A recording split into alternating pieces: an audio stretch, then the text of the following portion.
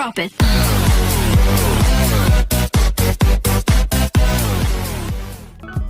Bismillahirrahmanirrahim. Assalamualaikum warahmatullahi wabarakatuh. Perkenalkan, nama saya Ivan Desti Aditama, NIM A7101800002. Pada kesempatan kali ini saya akan mencoba mengerjakan tugas dari ujian akhir semester dengan mata kuliah keamanan jaringan. Untuk video ini saya akan mencoba menjelaskan mengenai materi Security Risk Analysis atau analisis resiko dari sebuah keamanan jaringan. Nah, kita langsung saja masuk kepada materi yang pertama. Keamanan jaringan. Sistem keamanan jaringan adalah istilah yang digunakan untuk menjelaskan sebuah sistem, security tools, atau kebijakan keamanan yang dirancang untuk memantau, mencegah, dan merespon gangguan jaringan yang tidak sah. Secara spesifik, keamanan jaringan itu memiliki fungsi, yaitu adalah mengamankan sebuah data dalam satu perangkat keras, misal komputer, agar tidak dicuri atau data tersebut bisa aman dari pengguna yang tidak semestinya menggunakannya. Kemudian lanjut kepada materi berikutnya. Keamanan jaringan terdiri dari 3 kontrol. Nah, yang pertama yaitu adalah kontrol administratif, yaitu kontrol keamanan jaringan administratif terdiri dari kebijakan yang mengatur perilaku user seperti langkah autentikasi. Nah, untuk langkah autentikasi ini kita dapat ambil contoh, yaitu user ataupun pengguna dapat membuat sebuah username serta password atau akun login untuk dapat masuk ke dalam sebuah aplikasi ataupun website dalam dunia kerja. Kemudian yang kedua, kontrol yang kedua yaitu adalah kontrol fisik, yaitu adalah mencegah personel ataupun orang ataupun pengguna yang tidak memiliki wewenang untuk mendapatkan akses fisik. Nah, untuk menghindari ini kita dapat menggunakan security ataupun keamanan, ataupun kita biasanya menggunakan login ya. Nah, itu kita dapat menggunakannya itu. Terus kemudian untuk kontrol yang ketiga yaitu adalah kontrol teknis. Kontrol keamanan jaringan untuk melindungi data yang disimpan. Selain dengan menggunakan password tadi, kita juga bisa mengamankan data yang kita punya, yaitu dengan cara menduplikasi data tersebut dan disimpan ke perangkat penyimpanan yang lain, yaitu biasa yang kita sebut dengan backup data. Selanjutnya yaitu adalah cloud computing. Cloud computing merupakan cara satu komputer bekerja sama dengan layanan internet untuk melakukan aktivitas yang berhubungan dengan sebuah data ataupun beberapa data, yang nantinya data dari komputer akan disimpan dalam internet. Secara sederhana, cloud computing ini memiliki arti yaitu adalah user dapat menyimpan file melalui internet pada situs cloud computing. Nah, jadi antara komputer dengan cloud computing dapat saling berkomunikasi dengan menggunakan sebuah jaringan yang dinamakan jaringan internet. Kemudian karakteristik cloud computing. Di sini saya menuliskan 5 karakteristik cloud computing. Yang pertama yaitu adalah on-demand service atau on-demand self-service, yaitu pengguna dapat mengatur sendiri layanannya yang dipakai dengan sesuai kebutuhannya. Nah, perlu dijelaskan sedikit bahwasanya untuk on-demand self-service ini biasanya menggunakan aplikasi yang berbayar ataupun aplikasi yang dapat menunjang aktivitas dan fleksibilitas dari penggunanya. Misal, kita dapat menambahkan data atau data penyimpanannya, atau mungkin kita dapat mengatur misal perangkat penyimpanannya dan lain sebagainya. Kemudian yang kedua yaitu adalah resource pooling, yaitu sumber daya komputasi cloud yang memenuhi banyak pelanggan dan bersifat dinamis. Nah, salah satu karakteristik dari cloud computing di sini yaitu adalah dinamis. Kita dapat memakainya di mana saja, kapan saja, dan menggunakan alat apapun, misal laptop, tablet, ataupun handphone. Terus kemudian ada broad network access, yaitu sebuah akses yang luas dan dapat diakses di berbagai jenis perangkat. Nah, ini hampir sama dengan resource pooling tadi. Terus kemudian ada measure service, yaitu adalah menyediakan sebuah layanan yang dapat memonitor dan mengoptimalkan penggunaan dari sumber daya. Nah, measure service ini kita dapat gunakan yaitu adalah sebagai alat kontrol, alat untuk juga menganalisis dari setiap data yang masuk maupun data keluar. Terus kemudian yang terakhir yaitu adalah rapid elasticity, yaitu merupakan sebuah kapasitas layanan bersifat fleksibel tergantung dengan kebutuhan pengguna. Nah, di sini tadi hampir sama seperti dengan on-demand self-service, yaitu memiliki sebuah fleksibilitas dalam penggunaan penyimpanan data. Kita lanjut kepada materi yang berikutnya. 3 layanan cloud computing. Yang pertama yaitu adalah di sini adalah Software as a Service atau SaaS. Yang kedua yaitu adalah Platform as a Service atau PaaS, dan yang ketiga yaitu adalah Infrastructure as a Service atau IaaS. Kita masuk kepada SaaS, yaitu adalah Software as a Service. Layanan cloud computing di mana pengguna bisa menggunakan secara langsung aplikasi yang telah disediakan. Nah, biasanya untuk aplikasi ini merupakan aplikasi yang free atau dapat kita gunakan cukup dengan login kepada aplikasi tersebut. Misal kita dapat menggunakan Gmail, terus kemudian kita dapat menggunakan Google Plus, menggunakan Google Apps, kita juga menggunakan Google Drive dan lain sebagainya. Pengguna yang menggunakan layanan ini hanya membutuhkan aplikasinya saja dan harus menghubungkan pengguna ke aplikasi yang berhubungan dengan internet. Jadi, pengguna itu dapat menggunakan aplikasi tersebut dengan bebas secara gratis, tetapi harus terkoneksi dengan adanya internet. Kemudian untuk kerugian dan keuntungannya yaitu adalah kita sebutkan kerugiannya terlebih dahulu, yaitu pengguna tidak memiliki kendali penuh atas aplikasi yang disewa. Pengguna tidak dapat mengubah fitur yang disediakan. Nah, untuk kerugian ini karena kita menggunakan aplikasi yang berbasis free, jadi kita hanya menggunakan aplikasi ini hanya untuk dapat menyimpan ataupun mengupload maupun membagikannya. Kita tidak dapat merubah misal tampilan ataupun kita dapat menambahkan media penyimpanannya. Nah, itu kita tidak dapat melakukan itu. Terdapat pembatasan dari aplikasi tersebut. Kemudian untuk keuntungannya yaitu adalah pengguna dapat langsung memanfaatkan layanan tersebut secara gratis, yaitu kita dapat menggunakan langsung maupun membayar sewa.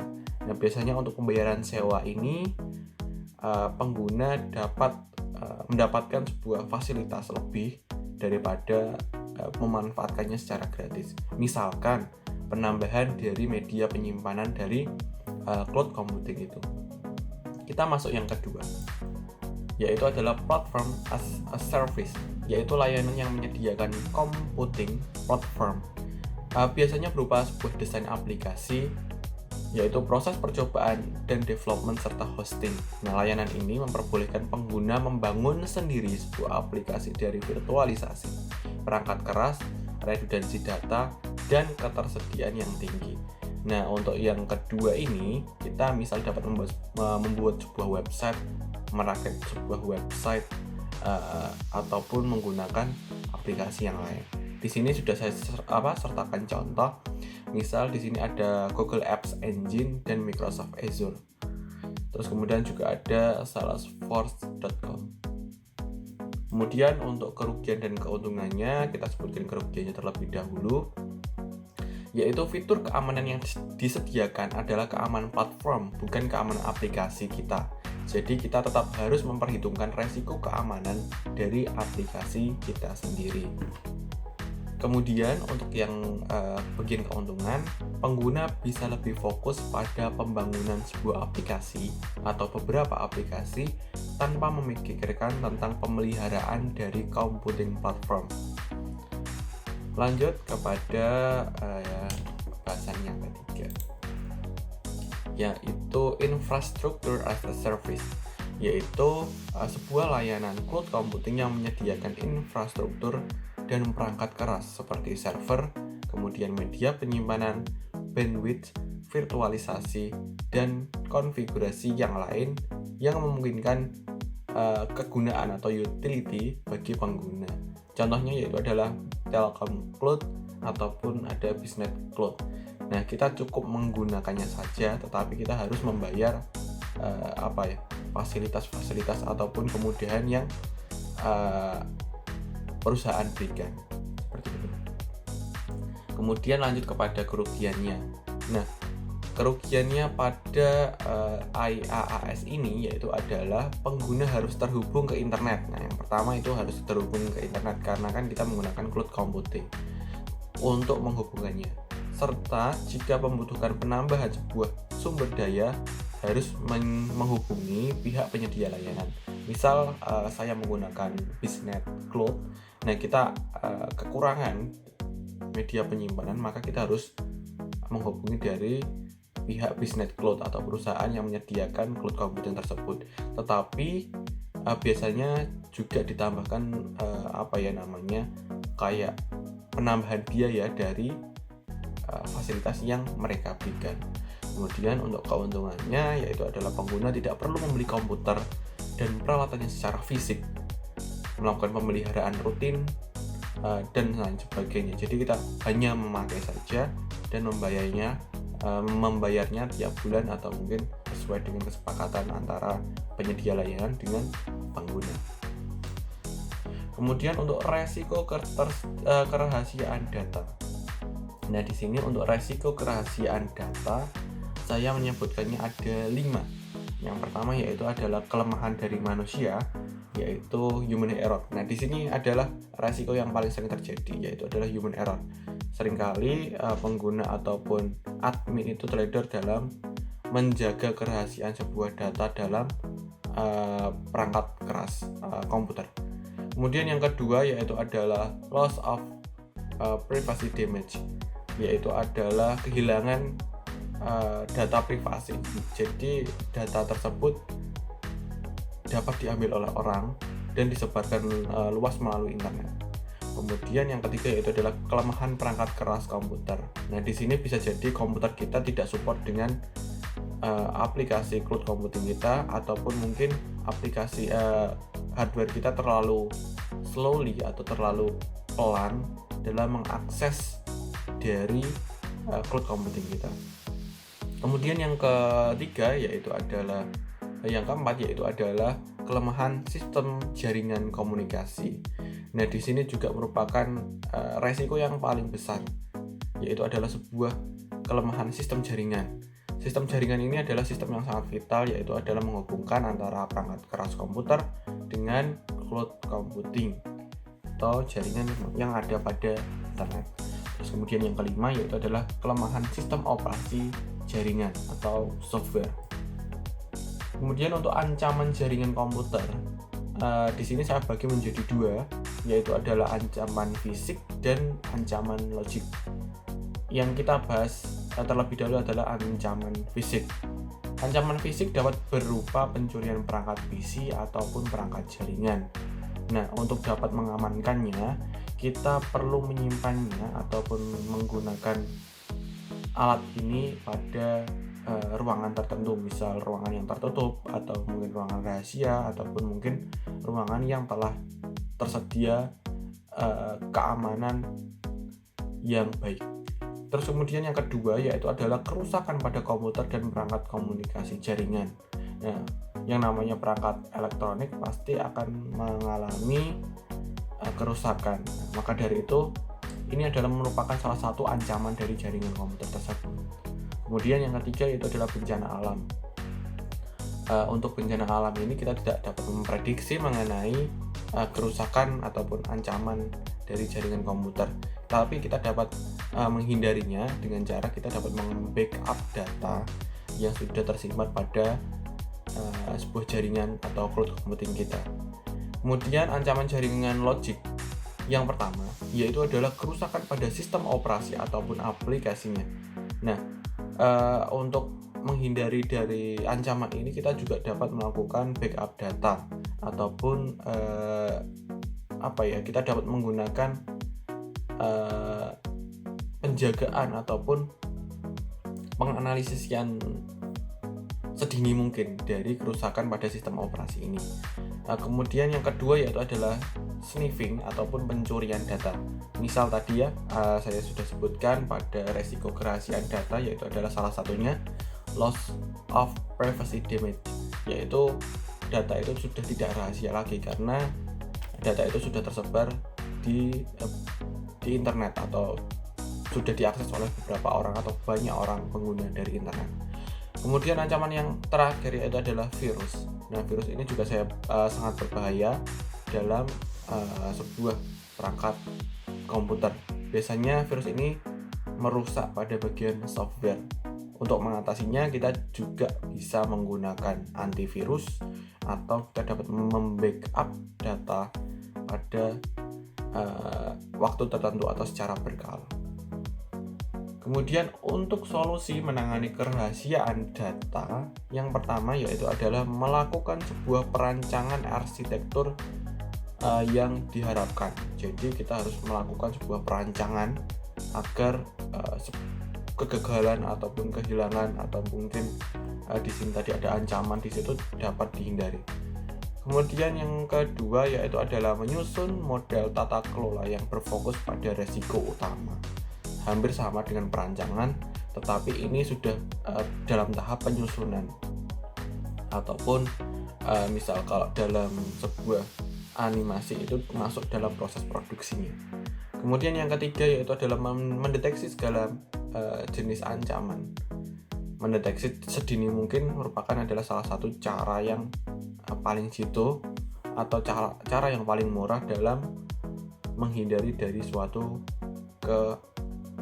ancaman kerahasiaan data, yaitu dengan cara mencegah pencurian data dan membantu memenuhi kepatuhan terhadap regulasinya. Dan yang terakhir yaitu adalah melakukan proses risk assessment secara rutin. Berikut merupakan materi soal yang pertama yaitu pada security risk analysis. Sekian yang dapat saya sampaikan. Bila mana ada salah kata maupun perbuatan saya mohon maaf. Wassalamualaikum warahmatullahi wabarakatuh.